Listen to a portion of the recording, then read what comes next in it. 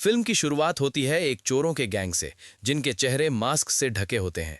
ये सभी एक बैंक में घुसते हैं और बिना किसी हिचक के बैंक मैनेजर को गोली मार देते हैं। इसके बाद वो बैंक के अंदर एक अजीब सी मशीन रखते हैं, जिसमें से एक महिला की आवाज आती है। वो आवाज सभी को आदेश देती है कि कोई भी हिले नहीं और अलार्म बिल्कुल ना बजाए। इसके बाद गैंग आराम से बैंक का लॉकर खोलता है और वहां से करीब $3 मिलियन चुराकर फरार हो जाता है। अब कहानी में एंट्री होती है डिटेक्टिव जेफरी यूबिट की, जो इसी बैंक में काम करता है। चोरी की खबर सुनकर वो काफी परेशान हो जाता है। जब वो बैंक पहुंचता है तो जांच के दौरान उसे पता चलता है कि मशीन पर एक फिंगरप्रिंट मिला था, लेकिन उससे पहले ही एक पुलिस ऑफिसर सबूत मिटा चुका होता है। इसी बीच जेफरी अपनी टीम के साथ जेम्स नाम के एक आदमी के घर पर छापा मारता है। वहां से उन्हें बड़ी मात्रा में ड्रग्स और नकद पैसे मिलते हैं। जेम्स को गिरफ्तार कर लिया जाता है, लेकिन उसका इस केस से क्या रिश्ता है, ये बात अभी साफ नहीं होती। कुछ समय बाद जेफरी को पता चलता है कि मशीन पर मिला फिंगरप्रिंट टीजे जैक्सन का है। टीजे जेम्स का बड़ा भाई था और एक समय पर आर्मी रेंजर हुआ करता था। बाद में वो अपनी टीम के साथ बागी बन गया और एक अमीर आदमी का अपहरण कर लिया था।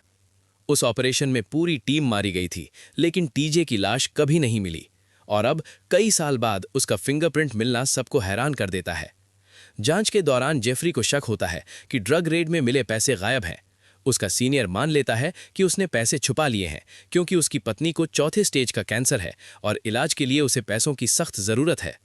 जेफरी सच्चाई समझ जाता है, लेकिन फिर भी उसे कुछ नहीं कहता।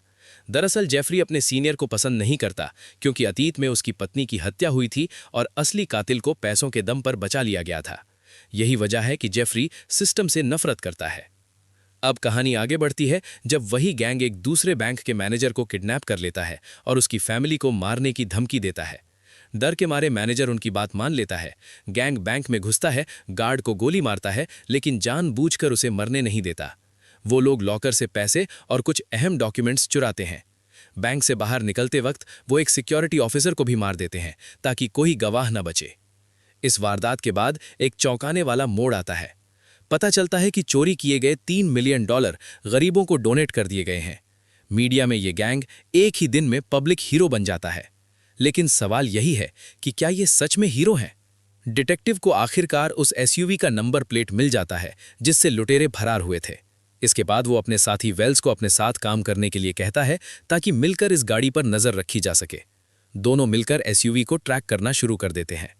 इसी दौरान डिटेक्टिव को एक और अहम जानकारी मिलती है। उसे पता चलता है कि यूबट पहले वेस्टचेस्टर रेंजर यूनिट का हिस्सा रह चुका था। यही नहीं, जब टीजे की यूनिट ने अलेक्जेंडर यॉर्बट का अपहरण किया था, जो असल में यूबट का छोटा भाई था, तब उसी मिशन की जानकारी पहले ही एक सीक्रेट टीम को दे दी गई थी। इसी वजह से उस यूनिट पर हमला हुआ और पूरी टीम मारी गई।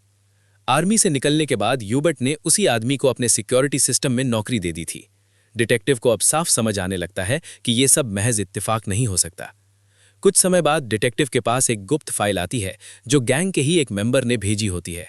उस फाइल में कुछ तस्वीरें होती हैं, जिसमें एक सेनेटर और यूबट काफी करीबी नजर आ रहे होते हैं।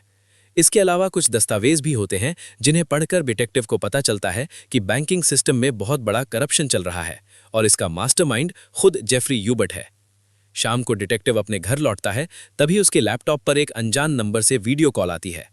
कॉल करने वाला वही मास्क वाला आदमी होता है। वो कहता है कि वो डिटेक्टिव की मदद कर रहा है ताकि बड़ी मछली पकड़ी जा सके। डिटेक्टिव जवाब देता है कि उसने भी कई लोगों की जान ली है। इस पर वो शख्स कहता है कि जिनको मारा गया वो सभी बुरे लोग थे।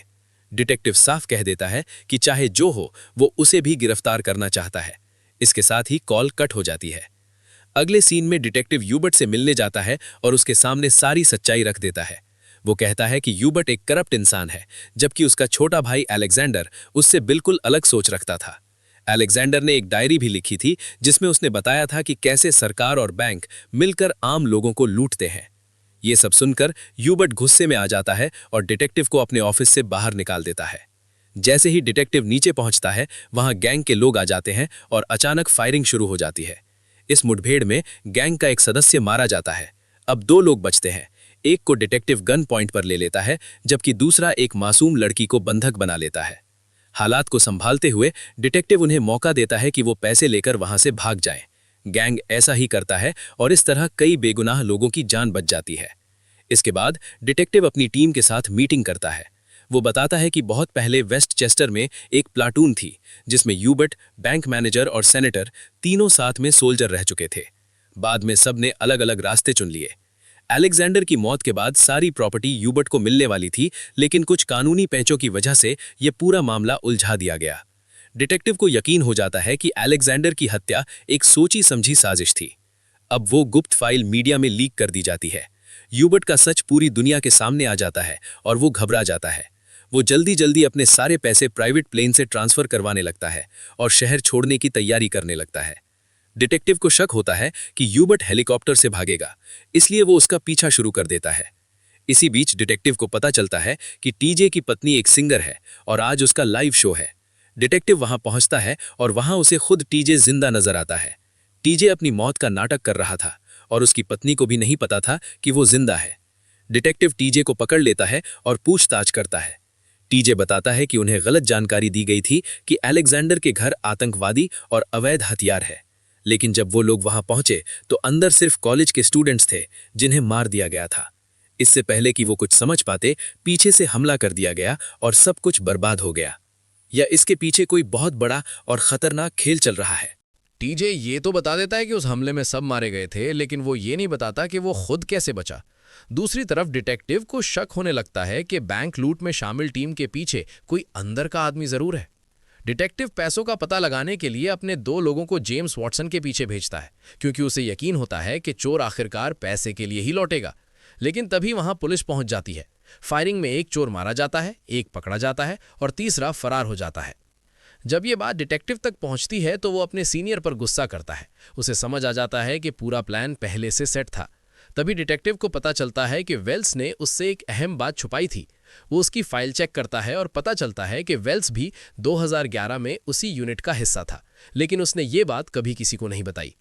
डिटेक्टिव तुरंत वेल्स के पीछे निकलता है। इसी दौरान यूबर्ट हेलीकॉप्टर से भागने की कोशिश करता है और पुलिस वालों को गन पॉइंट पर लेकर फरार हो जाता है। इसके बाद वेल्स गायब हो जाता है। अगले सीन में पता चलता है कि वेल्स को उस मास्क वाले आदमी ने ढूंढ लिया है। वेल्स के पास बहुत सारा पैसा होता है जिससे वो अपनी पत्नी के कैंसर का इलाज करवाना चाहता है, लेकिन वो आदमी उसे पैसे देने से मना कर देता है और वेल्स को गोली मार देता है। अब कहानी मेक्सिको पहुंचती है। एक रेस्टोरेंट में डिटेक्टिव और वही मास्क वाला आदमी आमने सामने बैठते हैं।